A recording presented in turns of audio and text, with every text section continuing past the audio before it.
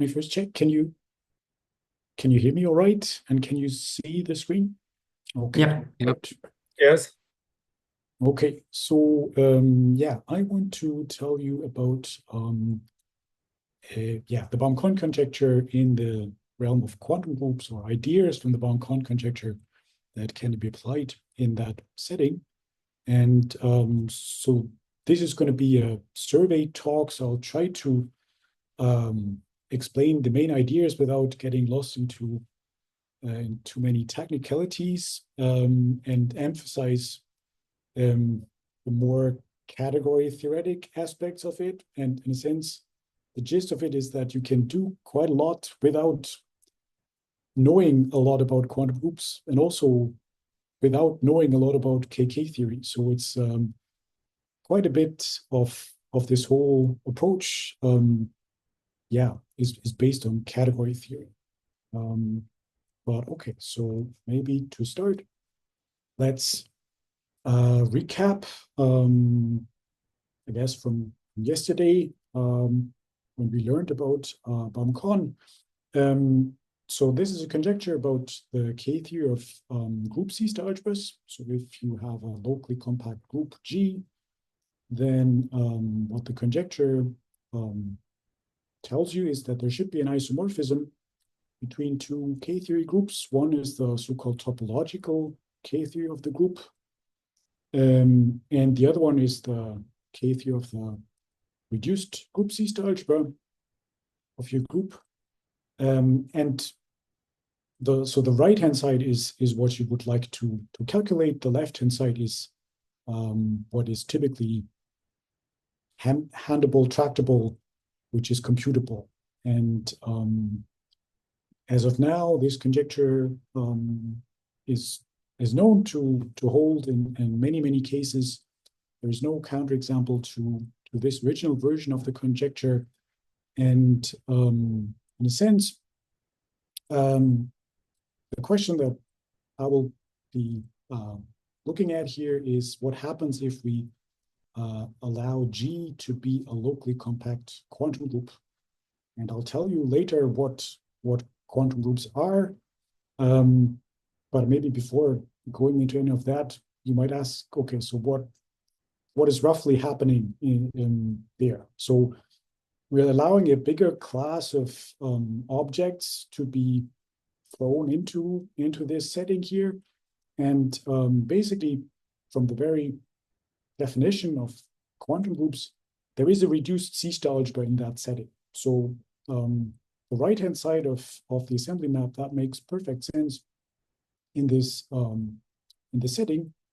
But what's not so clear is what happens to the left-hand side. So there is no good notion of a universal proper G space in the setting of quantum groups any longer. So it's not so clear how to make a suitable conjecture in that setting.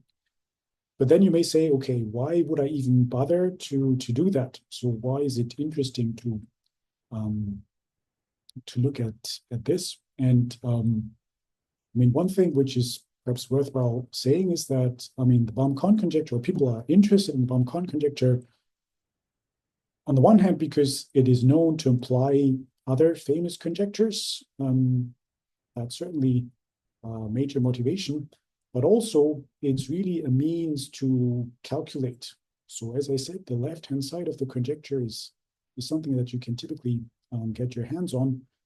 And that allows you to calculate K-theory groups explicitly, which is, if you're a C-star algebraist, that's something that you care about, because often the K-theory of C-star algebras, that carries a lot of information about the C-star algebra you're interested in. So, and then if you allow a bigger class of algebras and you get similar tools, that allows you to do calculations that you couldn't do otherwise. So that's one main motivation to look at this. Okay, so what is the framework to do this? I think it was also mentioned yesterday. So it's really builds on this Meyer-Nest approach to Baum Connes, and uses the language of triangulated categories and derived functors. And I'll explain you in a second in a bit more detail how this works. And we've seen bits and pieces of this already. Well, why is this Meyer-Nest approach interesting and useful? Well, first of all, it's a very powerful machinery. It allows you to prove certain things about Baum Connes in a very conceptual way.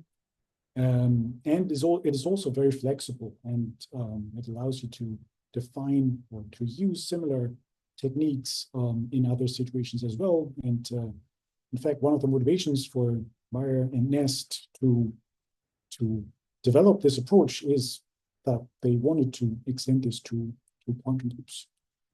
And they also actually put this to work and formulated and proved an analog of the Baum Connes conjecture for duals of compact groups. So, well, I will come back to that a little bit later. So maybe for the time being, this may not make a lot of sense, but duals of compact groups are, in a sense, perhaps the easiest examples of discrete quantum groups that one may want to study. Okay. Yeah, before telling you what quantum groups are, let me give you a quick recap of this Meyer-Nest approach in the case of classical local compact groups. And so this builds on equivariant KK theory. And well, for our purposes, we don't need to know the precise definition of equivariant KK. For most part, just the formal properties of that theory are enough. And well, so we fix our local compact group G, and then one can associate to it this category KKG. Objects are C-star algebras with an action of the group G, and then one can form these bivariant KK groups, and there is a composition given by Kasparov product, and that turns into an additive category. So that's very similar to what happens if you forget about the group action. I guess then we have seen this already. So, and as we've also seen already, so there is a triangulated category structure on KKG. And yeah, I will also be quite brief about this, so I'll not explain you exactly what that means, just in terms of the structure. So you have the translation functor, and you have exact triangles. And in the case of KKG, it's given exactly in the way that Uli explained earlier this afternoon. So yeah, you have to make sure that you put in the G action correctly. So in the case of the suspension, you would have the trivial action on C0 of R and just the action on the second tensor factor. And yeah, all the star homomorphisms you're looking at should be equivariant, etc. So that's the natural setting to look at. Okay, so that's the setup. And then in order to formulate Baum Connes, you need a little bit more. And let me explain that. So GC star algebra is called compactly induced if it's obtained by induction from some compact subgroup of the group you're looking at. And that's a general construction you can do. So if you have an H C star algebra, you can form this induced G C star algebra. I've written down the formula here, and that allows you to go from a subgroup to the big group. There's also the opposite direction, which is in a sense easier. If you have G C-star algebra, you can just forget the action of G and look at the restriction to an action of H, view it as an H C-star algebra. And so you have restriction and induction, and they are kind of like, they allow you to pass between subgroups and the big group you're really interested in. And we say that a GC-star algebra is compactly contractible if these restrictions to compact subgroups are all zero, or if you like, isomorphic to zero. So in KK+H, they are zero. And then we can form localizing subcategories. So one will be the one generated by all the compactly induced algebras, and the other one by the compactly contractible algebras. And just these two, is there, yeah. Just a quick question, this restriction is the same as this induction, or? Restriction is not the same as induction, no. So restriction goes from G algebras to H algebras. Induction goes from H algebras to G algebras. Okay, thank you. Another question. Yes. So in Uli's talk, the loop functor was what you write as a suspension functor. So like the yeah. So maybe one should call it suspension rather. So in a sense, I mean, in this setting, by Bott periodicity, if you do say suspension twice, you get the identity. So I don't think it makes a big difference. But yeah. So, thank you. Right. Okay, so we have two subcategories of KKG, and then using that, we can, Maya Nest then prove that these two categories are complementary, which basically tells you that any object in KKG fits into an exact triangle. So A is the object, a general object, and then you can find a simplicial approximation, A twiddle, which is contained in this category CI, localizing category generated by CI objects. And then the third part of the triangle is contained in this category CC. And in a sense, I mean, once you know CC, you know the complementary categories, so they kind of determine each other. And also this approximation that you get is unique up to isomorphism. So that's what they prove. And why is that, or how is that related to Baum Connes? Well, using this simplicial approximation and the morphism you get from this A twiddle to A, you get a map induced on the K theory of the cross products. So we're taking cross products as a functor from KKG to KK, and here we're taking reduced cross products, and then this induced map, well, it exists, and Maya and Nest show that this is really the assembly map. So it's a different interpretation of the assembly map, and notice that now we're entirely in the realm of K theory of C-star algebras. So this universal proper G space has disappeared from the left-hand side. And that's certainly a positive thing if you want to extend this to other situations where we don't know what this space should be. Also, maybe just to prepare for what I'm going to say a little bit later and to link it up to what we learned yesterday.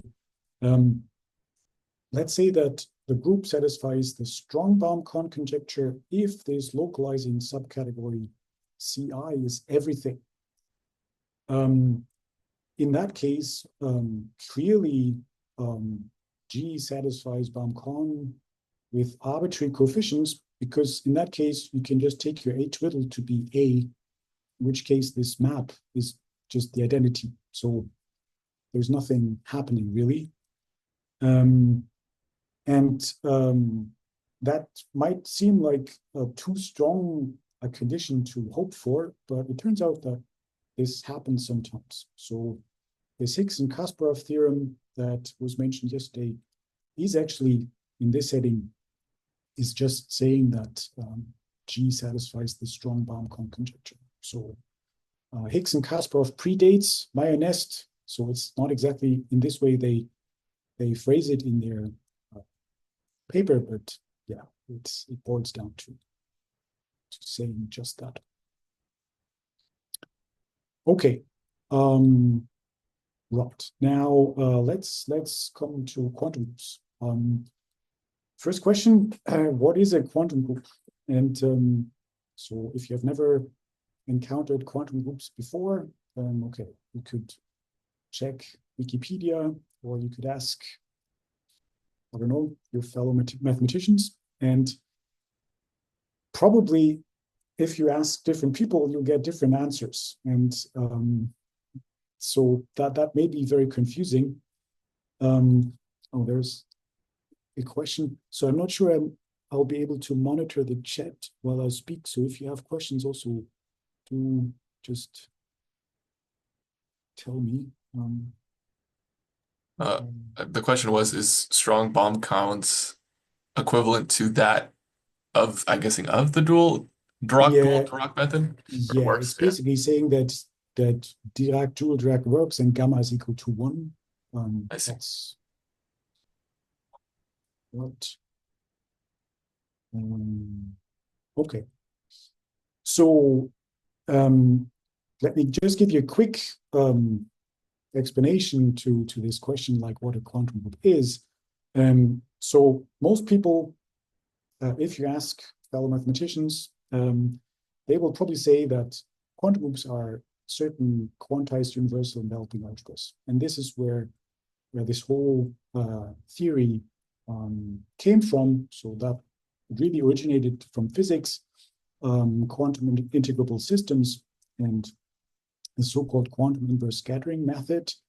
And this is about finding solutions to the quantum Yang-Baxter equation. And it turns out that these quantized universal enveloping algebras, they do that. They produce you such solutions.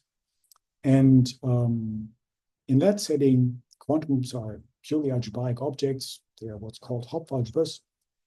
And Hopf algebras with particular properties. And they are deformations of universal enveloping algebras. So like physicists typically don't distinguish between Lie algebras and Lie groups. So it's more like, it's closer related to Lie algebras than to Lie groups, but never mind. So, so that's probably what the standard answer would be. But in the setting of operator algebras, there's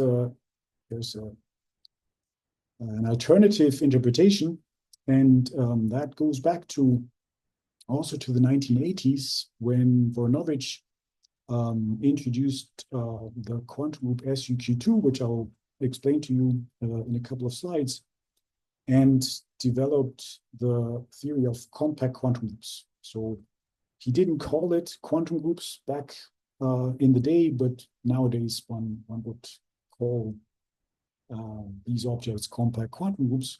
And this was later on generalized to the definition of locally compact quantum groups, which is a class of objects which contains all locally compact groups as a subclass, and many more objects as well. And now there is a non-trivial intersection between quantum groups in the first sense and quantum groups in this operator algebraic sense. But there's also objects which live in one world and not in the other, and vice versa. So, so that's where things get a bit more subtle. So for our purposes, we'll stick with the operator algebraic interpretation of what quantum loops are, and that's what I'll try to motivate and explain a little bit without getting too technical, I hope. So let's see. Yeah, I guess the easiest way to motivate this is to start from Pontryagin duality. And if G is a local compact abelian group, then you can form the so-called Pontryagin dual. That's the group of all characters of your given group. So continuous group homomorphisms to the unit circle. And that is a locally compact group in itself. And then you can do that duality construction again. And it turns out that the Pontryagin dual of the dual is canonically isomorphic to the group. That's kind of like if you take a finite dimensional vector space and you dualize twice, you get back what you started from up to isomorphism. So, and yeah, if you haven't seen this before, basic example to keep in mind is like take the circle group. That's a nice compact abelian group, and then the Pontryagin dual is the integers. And if you like, Pontryagin duality from the point of view of C-star algebras is like the Fourier transform. So passing from functions of S1, functions on S1, that's the same thing as the group C-star algebra of the integers, and vice versa. And that's really reflecting Pontryagin duality. And of course, that's a powerful tool to understand well, group C-star algebras of abelian groups. Basically, they're determined by this. And so one can ask what happens if your group is no longer abelian. So can one do something similar? And the naive definition of the Pontryagin dual, or say the definition that I wrote down at the top, that's not going to cut it, because if you do that, typically a non-abelian group will have very few characters. So if you take characters, you will not be able to recover your group from that. But from the point of view of C-star algebras, there is an obvious solution. You shouldn't look at just characters, but you should look at it as a non-commutative space, and the corresponding C-star algebra is the group C-star algebra of your group. So in a sense, the idea is to work with C-star algebras, possibly non-abelian C-star algebras. So group C-star algebras are, if you like, basic examples of locally compact quantum groups. So maybe you have been working with quantum groups for a long time without knowing that. So that's certainly one point of view in which one can motivate the study of local compact quantum groups, because it gives you a way to formulate Pontryagin duality in the non-abelian setting. If it was just that, then probably that wouldn't really justify developing the whole theory. But so turns out there are more examples which do not come from groups. There are constructions which you can do, and many other things. So here's just a quick history. And eventually, so Kustermans and Vaz gave this definition of a locally compact quantum group. That's a C-star algebra together with a co-multiplication and an analog of the Haar measures, left and right Haar measures, very briefly. I won't make this more precise. That's where things get technical and complicated, but yeah, I won't try and do that.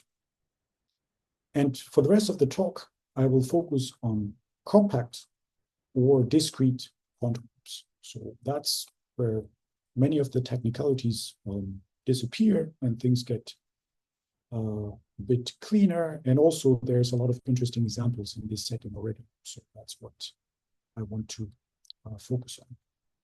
And what is a compact quantum group? That is the definition going back to Voronowicz. simply a unital C-star algebra with a coproduct. So a star homomorphism from S to the tensor product of S with itself. And here we're working with minimal tensor products. And then there is certain density conditions. So here, if you look at these spaces, that's really what you're supposed to do here is take all linear combinations of elements delta x, one tensor y with x and y in S, and then form the closed linear span, and then you should get everything, the whole tensor product. Okay, so yeah, maybe if you see this for the first time, and if you were familiar with Hopf algebras, you may wonder, okay, there's a coproduct, but there is no co-unit, there is no co-inverse here, there's no antipode. So that looks a bit weird, maybe, but I'll try and explain a little bit why this is the right definition anyway. One theorem that Voronowicz proved was that this existence of the Haar measure is automatic in this case. So you don't need to require this. There is a unique state on the C-star algebra S, which has this invariance property that I've written down here. Okay, examples. So if you take a compact group, a classical compact group, then functions on that group is going to give you an example of a compact quantum group. And in this case, the co-multiplication is just the transpose of the group law. So that's a nice map. And the Haar state, or the Haar integral, is given by integration with respect to Haar measure on your group. And it turns out that a compact quantum group for which the underlying C-star algebra is commutative is exactly of this form. So at first sight, it might seem like asking just for this coproduct is more something like asking for this compact semigroup, which it is. But these other conditions, namely these density conditions, they amount to saying that you're looking at a compact semigroup with cancellation. And if you do that, compact semigroups with cancellations are actually compact groups. So that's how you get the inverse and the unit element kind of through the back door.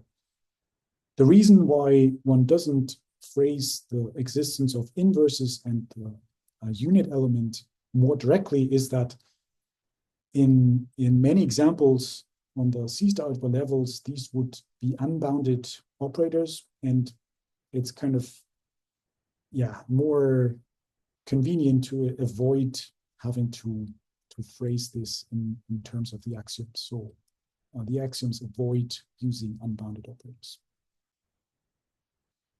Okay, the other class of examples comes from discrete groups. So if you have a discrete group, then you can form the complex group algebra, and that turns out to, well, that sits densely in the reduced group C-star algebra, and you can define a coproduct just on the group elements by this very simple formula. And it turns out that, well, this satisfies all the axioms. You can also form the full group C-star algebra instead, and it will also be an example of a compact quantum group. And then basically, whenever you have the coproduct and the whole thing is co-commutative in the sense that, well, if you flip tensor factors, it doesn't really affect the coproduct, then you're essentially looking at a discrete group. And what I mean by essentially is that there is a difference. So you may have different completions of the group ring, but up modulo that there is a group, and your algebra will be a completion of the group ring of a discrete group. Okay, now Yeah. Let Sorry, me, why do you have a subscript F? Shouldn't be R in the previous no, slide? this is the full group C star algebra. A full. So, So usually it's also called universal, yes? or the universal, yeah, that's Universal. the same thing. Okay, thank you. Mhm.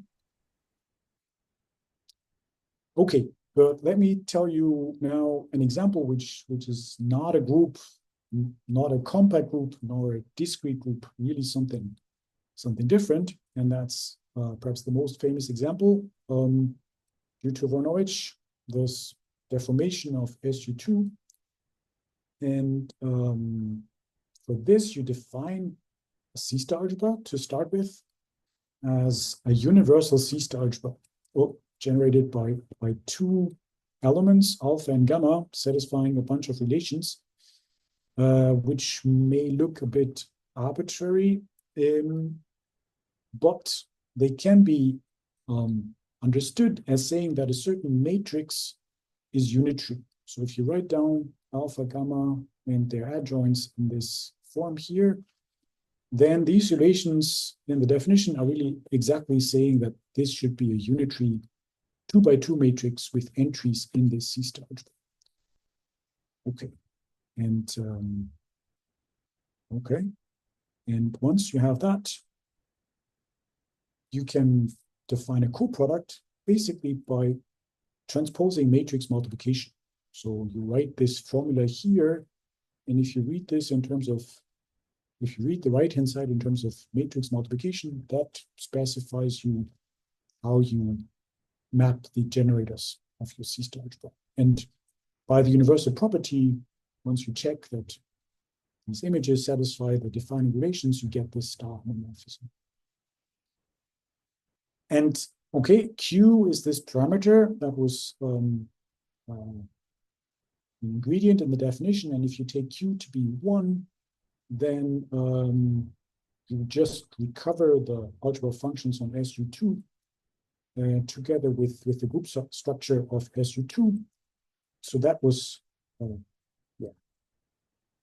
one of the examples that we looked at the very start. So if you like, this SUQ2 is a deformation of SU2, where you throw in this parameter Q, and you get some interesting object this way. Yeah, and then of course you may wonder, okay, why do I put in the Q exactly at the point where I've put it and not somewhere else? There is some more theory behind this, which basically describes you in which sense one can hope to deform such groups, and then this is basically the standard. That's the standard definition that you can do. But okay, I won't. One more example: free orthogonal quantities. Similar spirit, you define a universal C-star algebra, so generators and relations. In this time, it's going to be n squared generators, uij, and they're supposed to be self-adjoint. And you require these relations here. And well, that's just saying that you're looking at an orthogonal matrix with entries in this C-star algebra. And then, well, why is this called free orthogonal quantum group? We're basically looking at orthogonal matrices, but we do not require any commutation relations. So it's like defining the orthogonal group, but forgetting about commutativity. That's what's happening. So if you add that all the generators should commute, then what you would get is exactly functions on the group ON, the orthogonal group. That's what you get. Okay, and the group structure on this object is defined exactly as before. We do this kind of matrix multiplication trick, and you get a compact quantum group. Well, some properties here so I defined C star F. So you should think of the C star algebra as the full group C star algebra of a discrete group. There's also a reduced version, and it turns out that as soon as n is bigger than 2, these two algebras are very different. And so that's where the analysis kicks in. This quantum group is not amenable, and these algebras are not nuclear. So that's analytic properties that you have in that case.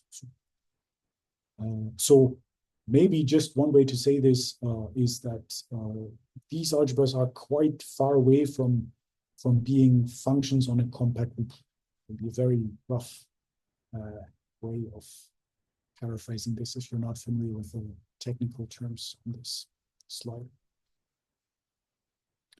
Okay, one more thing I quickly want to mention is tensor categories. So with a compact quantum group comes a tensor category, and that's the category of representations. So remember, if you're looking at a, say, compact group, then you can look at representations of a group on Hilbert spaces and study the representation theory, and that gives you information about your group. And you can do the same thing for compact quantum groups. And okay, I've written the definition here, but never mind. It's maybe not. Let me not try and suffice it to say that there's a neat, short way to define what a representation should be. And in the case where your compact quantum group is actually a compact group, this reproduces the usual definition of a unitary representation. So, and you can form tensor products, you can form direct sums, you have intertwiners, you have all the properties that happen to be satisfied for representations of compact groups. And what that basically boils down to is saying that this category of, say, finite dimensional representations is a C star tensor category. So that's what you get. Okay, now let's come back to KK theory and this Mayer-Nest formalism. And we want to see how one can adapt this to the quantum group setting. And the first ingredient is in a sense, well, I probably shouldn't say easy, but it's kind of naturally there. So you can you can define actions of quantum groups on C star algebras, and you can form this category KKG that was done by Bosch and Skandalis at the end of the 1990, around 1990. So that is all fine, and you get this triangulated structure in the same way as for groups. So there's really very little difference to the case of groups. But then, if you remember, in order to formulate the assembly map, you also need these categories of compactly induced and compactly contractible algebras. And well, so there is certainly the notion of a compact quantum subgroup. If you have a quantum group, one can define that. And there's also restriction and induction in that setting. But it turns out that this is not quite the right thing to look at in general. So in a sense, typically for quantum groups, there are too few quantum subgroups to give you all the objects you want to be compactly induced. And it was actually an open problem for quite some time to find a good choice of these categories. And in the setting of discrete quantum groups, there was a proposal from 3 years ago by Arano and Skalski, and they define such categories CI and CC, which have the right behavior, at least as far as we know. But in a sense, the great thing about the Mayer-Nest approach is that you can play around with different choices. So you can define assembly maps. Even if you fix a quantum loop, you can try and put in different versions of CC and CI of these complementary categories and see what you get. So, and that's actually how things started. So without having a general definition of what this Baum Connes assembly map should be in this quantum setting, it was rather, okay, let's try and see if we pick certain choices of CC and CI, can we say something about the corresponding assembly map? And in the group case, say discrete groups, the easiest situation is if your group has no finite subgroups. So in this case, that's exactly when G is torsion-free, because then you only have one subgroup to look at, which is the trivial subgroup, and induction and restriction, everything becomes very, very simple. And so that we can certainly do in the quantum case as well. And that's what turns out to be enough for these free orthogonal quantum loops. So yeah, I haven't written down all the details here, but it's very similar to what you do in the group case. So we define these categories CC and CI, and then this machinery of my nest kicks in and it produces you an assembly map. And what I showed quite a while ago is that then these guys satisfy the strong Baum Connes conjecture. So this category CI is actually all of the equivariant Kasparov category. Okay, why would one bother? So why is that useful? Well, as I said at the start, this actually allows you to calculate stuff. You can calculate the K-theory of these C-star algebras using that machinery. And for this, you really don't need to know much about the inner workings of the proof. So I want to explain this quickly. It's basically a formal calculation. So what MyNS does for you is you have this Dirac element, and to see that on the level of K-theory, it doesn't matter whether you take full or reduced completions. Well, you take this D and you apply cross products, so maximal and reduced cross products. And from that, you get a commutative diagram. That's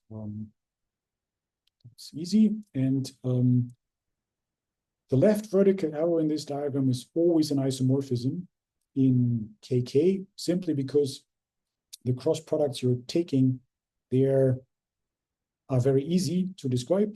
And then Baum Connes, the strong Baum Connes tells you that D is an isomorphism. So also, if you take cross products, you get isomorphisms. And then, of course, the right-hand arrow is an isomorphism in KK. And therefore, if you take K-theory, you get an isomorphism in K-theory as well. So that's basically that.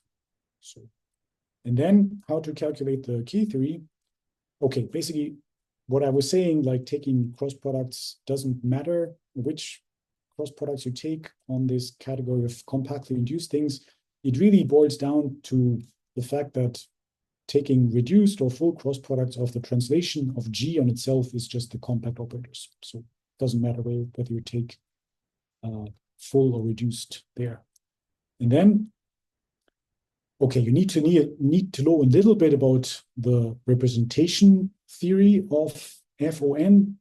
But once you know that, you can use a causal resolution type construction to produce a very concrete example of this simplicial approximation.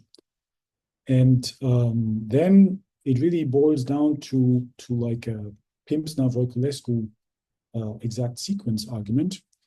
So taking cross products of these outer terms, C0 of G and the suspension of C0 of G, that just gives you Z, because the K-theory of the compact operators is Z. And then you have these other groups here. And well, so the only thing to check is what is this arrow here. So it will be multiplication by some n. And then you just need to know that K0 of this group C star algebra must contain the direct summand of the integers, because there is a star homomorphism to the complex numbers, a unital star homomorphism, so you can split off the direct summand of C or Z in the K theory, and that means that this must be an isomorphism, so it cannot be a proper Z mod n for n non-zero. So this map must be 0, and then that's all you need to know. So very little, like, you don't need to worry about calculating with projections and homotopies or unitaries. Okay, actually, you can also then identify the generators of the K groups quite easily. So the generator in degree 0 is just the class of the unit projection. That's obvious element you'll always have, and that's it. And in degree 1, there's also a natural candidate, which is by construction, you have this unitary, this n by n unitary matrix with values in your C star algebra. That's how this FON is constructed, and that turns out to be the generator in degree 1. So, okay, so that's how you can use that. And let me quickly, just to finish off, tell you how you prove this result. So why does this FON satisfy strong BC? Well, the first step is to show that actually this doesn't really depend so much on the precise structure of the quantum group, but it only depends on the structure of the tensor category. So originally, what I did back in the day was I was showing that equivariant KK and the Baum Connes property are invariant under what's called monoidal equivalence of quantum groups, and two compact quantum groups are called monoidally equivalent if their representation categories are equivalent as tensor categories. And then that shows you also that it's enough to basically just look at, or you can change your quantum group. But what Arano, Kitamura, and Kubota did a little while ago is to actually define equivariant KK theory for actions of tensor categories. So you forget about quantum groups, and you just look at tensor categories acting on C star algebras. And then if you have that, then of course it clearly just depends on the category and not so much on the quantum group. And okay, so FON is monoidal equivalent to SUQ2. So the two examples that I gave you are actually not so different after all. They are different from an analytic point of view. So the C star algebras are very, very different, but they are kind of very similar from a quantum group point of view. And then it's enough to look at SUQ2 and prove strong Baum Connes there. And unfortunately, that's about the point where you can't do any more abstract juggling with categorical things. You have to get your hands dirty and then actually prove this in this special case. But SUQ2 is much more tractable than these free orthogonal quantum groups, and there's a lot of things you can try and carry over from the classical SU2 group. And turns out that the machinery that goes into proving that is very similar to what you do when you prove Baum Connes for the classical group SL2C. So that's maybe a little bit surprising. So SUQ2 is a compact quantum group. So you might think it's kind of like SU2. And well, Baum Connes for duals of compact groups is actually not so hard. But introducing this deformation actually changes things quite a bit. So it gets more difficult. Yeah, at the same time, also you get more out of that because you have this connection to the free orthogonal quantum groups. That's something you couldn't do if you were just looking at classical groups. Sorry, just a quick question. Yeah. How do you know that this n is an integer? Oh, you have to pick your Q so that, yeah, of course, you have to pick. So what I should have said here is, so this is true for that Q for which you get n. So it's a negative Q. And yeah, for these Q, you get, for this Q, you get f of n. So there will be different Qs for the different n's. Okay. Right. So that's about what I wanted to tell you. So maybe just to finish off, so this work of Arano, Kitamura, Kubota on actions of tensor categories on C-star algebras, that is an interesting angle. You can formulate this Baum Connes property on that level. What's not so clear yet in this setting is what it actually computes. But that's something that would be interesting to understand better. And there is a lot of category theory here, not so much infinity categories yet. So also that's something, I don't know, might be interesting to try and think about. But, yeah, I'll stop here. Thanks.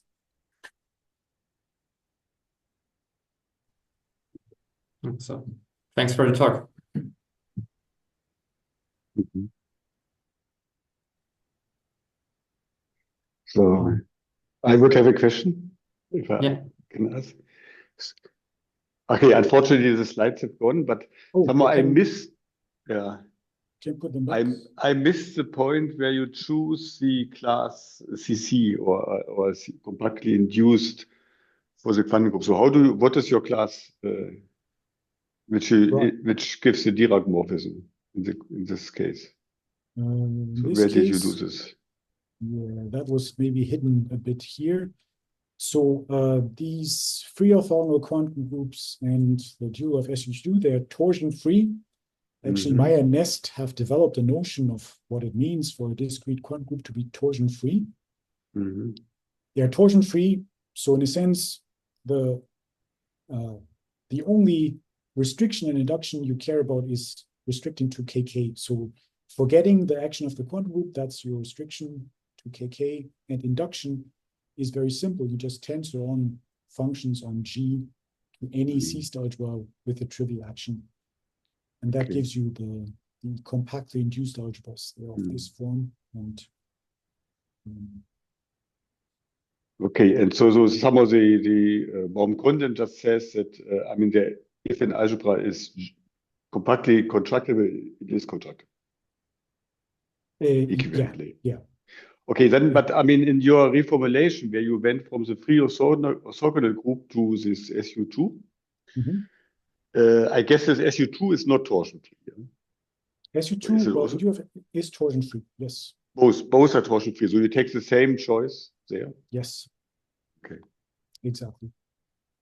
So, yes. So under this equivalence between these categories, also these subcategories are mapped to each other. So that's okay, but I mean, and how do you form, if you just talk about these representation categories, so how do you, I mean, then recover the choice? How do you say what you choose?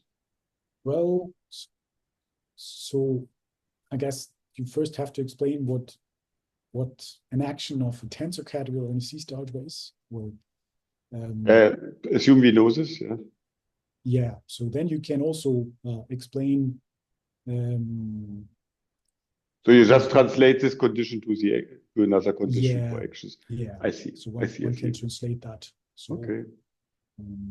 there is a notion of torsion freeness also for tensor categories or fusion rings, and so this only, yeah, this you have to do in this setting. Maybe let me just mention another thing, because you mentioned infinity categories at the end. So there's a master thesis of a student of mine who, I mean, essentially did this Arano co-author thing in an infinity category. So he essentially extended. Okay. I mean, what I explained today, I mean, not, yeah, this to this C-star of these actions of C-star categories. So this makes sense, this approach. Okay. All right. Yeah. So next, maybe Ulrich Pinnig. Yeah. So I was just wondering, is there an interpretation of the like the assembly map in the quantum group case in terms of index theory still, or? No, not really. So yeah, so that's kind of missing, I think. Also, yeah. I mean, not that I know. Also, maybe another question. I mean, I guess I'm not supposed to ask questions, but why not? So, where's the definition? Here's the definition of this free orthogonal quantum group. So, as I tried to explain, you get this K-theory computation for these C-star algebras, but it's in a very indirect way to do that. Like it goes through this triangulated category stuff and monodal equivalence and etc. It would be very interesting if one could compute this more directly. So if anybody has ideas how to calculate the K-theory of this guy more directly, that would be very interesting. So.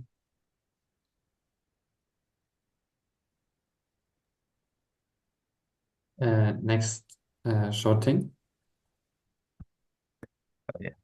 So you mentioned the tensor category of representations of quantum groups, and we know that this category is not a symmetric monoidal category, but a braided category. Does this braided structure plays any role in the construction?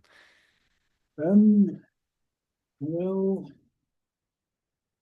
yes, in a sense, yes, but that is probably that would be a rather long answer. So, yeah, how to give a quick answer to that. So it's not apparent from what I've told you that this would be involved. So the braiding is non-unitary, so it's yeah. So the fusion ring is commutative, that's fine, but yeah, in a sense, the analytical difficulties say, I mean, yeah. Okay, how can I give you a good answer to that? So passing to, as I indicated at the end, so the proof really uses ideas from Baum Connes for complex groups, SL2C, and the relation there is really via this is related to the braiding on SUQ2. So that's maybe a very rough answer. Thank you. So maybe last recorded question, Valerio. Yeah, I just wanted to ask, so if I take a discrete group gamma and then I view it as a quantum group, and I look at the Baum Connes conjecture for C star R of gamma, then if I'm not mistaken, what comes out of the localizing subcategory of projective objects I think one can show that this can be generated by something like I take a finite subgroup, take the twisted group sister algebra, and then a cross product by the dual of the big group. So that's sort of the kind of object that generates the projective object, the category. But for gamma, the original group, if I don't know anything about quantum group, this should be all the proper sister algebras generating this localized subcategory. So is it really true that these two subcategory are the same localizing subcategory? Mm.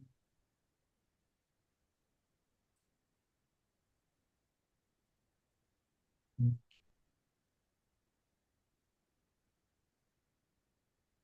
I don't remember exactly. There is, one has to be careful. I think, so we're still recorded, right? So I should be careful what I'm saying. If you prefer, I can end it now. No, I don't remember exactly, but I would have to check. So yeah, I think you may not get exactly the same categories. That is. I mean, I think it's known that the sister algebra of the type I described are proper, but of course, it's the other implication that doesn't sound very, and doesn't look like clear to me. But I feel like it's somewhat important if we really want to say that this is the same Baum Connes conjecture. Yeah. So yeah, I don't remember off the top of my head, but no. Yeah, maybe you can let me know if you find something. Yeah. Thank you. So let's thank Christian again and switch off the recording.